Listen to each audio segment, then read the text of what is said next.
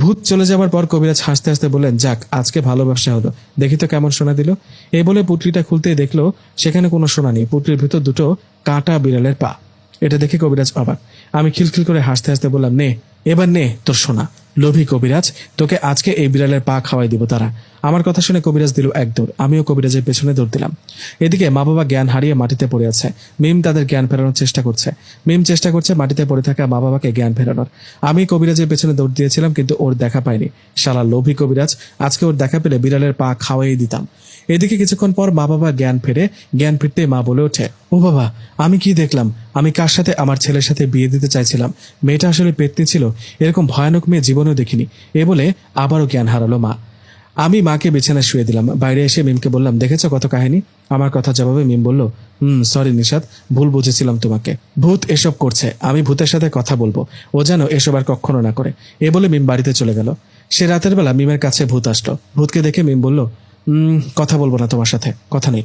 কেন কেন? আমি কি করলাম? তুমি কেন এত সব করেছো? নিষাদের পেছনে কেন লেগেছো? ও তোমাকে ভুলে যায় না কেন? তুমি শুধু আমার।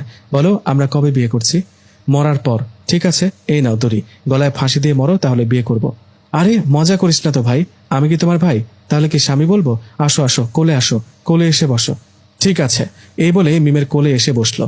ঠিক তখনই মিম দিল এক চিৎকার।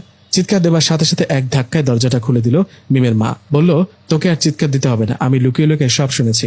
ভূত আজকে কোথায় যাবি? মিমের মা রুমে আসতেই মিম ও ভূত অবাক। মিমের মাকে দেখে ভূত একটু একটু পিছাতে লাগলো। ঠিক তখনই মিমের মা বলল, এই সাবধান, পালানোর চেষ্টা করলে এই যে হাতে গরম পানি আছে, গায়ে ঢেলে দিব। না মা, এসব করো না, ও ভালো ভূত, ও কারো ক্ষতি করবে না। ভূত সে আবার ভালো হয় কি করে? এই ভূতের বাচ্চা, বল তুই কি চাস? আপনার মেয়েকে বিয়ে করতে চাই। চুপ কর, মুখ পোড়া, বিয়ে করবে? তুই ভূত, এটা কি ভুলে গেছিস? জানা কোনো রানীকে বিয়ে কর। আপনার মেয়েকে পছন্দ করি, ওকে বিয়ে করব। বেঁচে থাকলে তো বিয়ে করবি, কেন কি করবেন আমাকে? বস্তায় ভরবো। আয়, পালানোর চেষ্টা করবি না, বললাম। গরম পানি আছে কিন্তু। সোজা এসে আমার এই বস্তার মধ্যে ঢুকে যা। না মা, থাক না, মাফ করে দাও। না না, মাফ করবো না। এই, তুই কি আসবি নাকি গরম পানি গায়ে ঢেলে দিব? দিলাম দিলাম। না না, থামেন থামেন, ওকে যাচ্ছি। এই বলে মিমের মায়ের হাতে থাকা বস্তার মধ্যে ভূত ঢুকে গেলেন। ভূত বস্তার ভিতরে ঢুকতে মিমের মা বস্তার মুখ দড়ি দিয়ে ভালো করে বেঁধে ফেললেন। আর হাসতে হাসতে মিমকে বললেন, দেখলি আমার কত সাহস? ভূতকে বস্তায় কিভাবে ভরলাম? আমার কাছ থেকে কিছু শেখ। এখন একে নিয়ে বাগানে মাটির নিচে পুঁতে রাখবো। কথা মতো মিমের মা বস্তাটা তুলতে যাবে, ঠিক তখনই উনি খেয়াল করলেন বস্তাটা হালকা লাগছে। বস্তা হালকা দেখে মিমের মা বলে উঠলেন, আরে মিম, বস্তাটা তো হালকা লাগছে কেন? ভূতের ওজন কি কমে গেল নাকি? তা তো আমি জানি না মা, সন্দেহ হলে বস্তার মুখ খুলে দেখো। মিমের কথায় ওর মা বস্তার মুখ খুলতে চিৎকার দিয়ে দূরে সরে গেল, কারণ বস্তার ভিতর ভূত নেই, বস্তার ভিতর বিশাল একটা সাপ। সাপটাকে দেখে মিমের মাও চিৎকার দিয়ে রুম থেকে দিল এক দৌড়। এদের চিৎকার শুনে মিমের বাবা দৌড়ে তাদের কাছে আসতেই মিমের মা বলল, সাপ সাপ, ওইখানে মিমের রুমে বস্তার মধ্যে সাপ। মিমের মায়ের কথা শুনে ওর বাবা লাঠি হাতে মিমের রুমে এসে দেখলেন সেখানে কিছুই নেই। কিছু নেই দেখে মিমের মা বললেন, কই, এখানে তো কিছু নেই। তখন মিমের মা বলল, বিশ্বাস করো, এখানে বস্তার মধ্যে সাপ ছিল। আরে তোমার ভুল হয়েছে দেখতে, বাদ দাও এসব, চলো চলো রুমে চলো। মিম, তুইও ঘুমা। এ বলে মিমের মা বাবা তাদের রুমে চলে গেলেন। রুমে গিয়ে শুয়ে পড়লেন। শোবার কিছুক্ষণ পর মিমের মা হঠাৎ করে মিমের বাবাকে বলে উঠল, হ্যাঁ গো মিমের বাপ, মাথার উপর ফ্যানটা আমাদের এত কাছে আসলো কি করে? এই ভেবে বিছানায় বসে বুঝতে পারলো ফ্যান তাদের কাছে আসেনি, তারাই বিছানা সহ উপরে উঠে গেছে।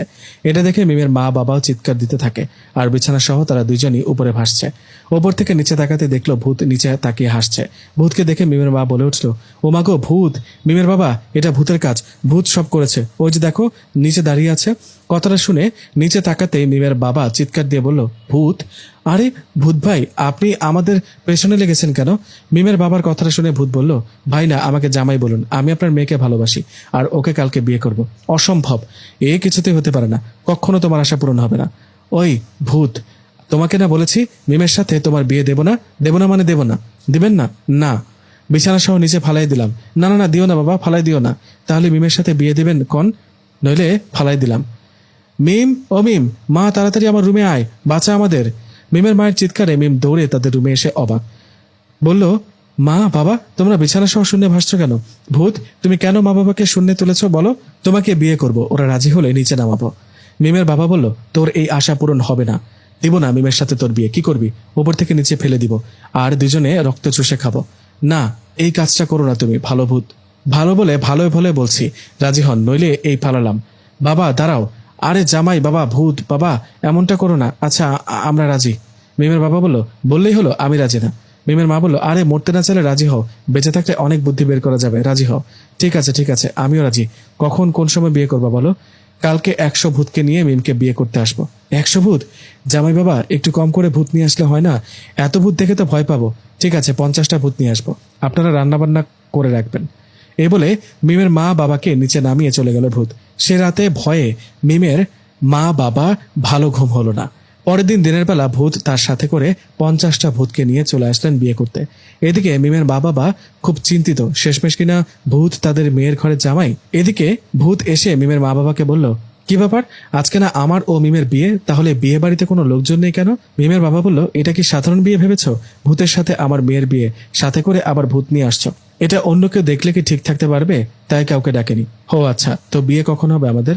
এই তো কিছুক্ষণ পর, বসো তোমরা।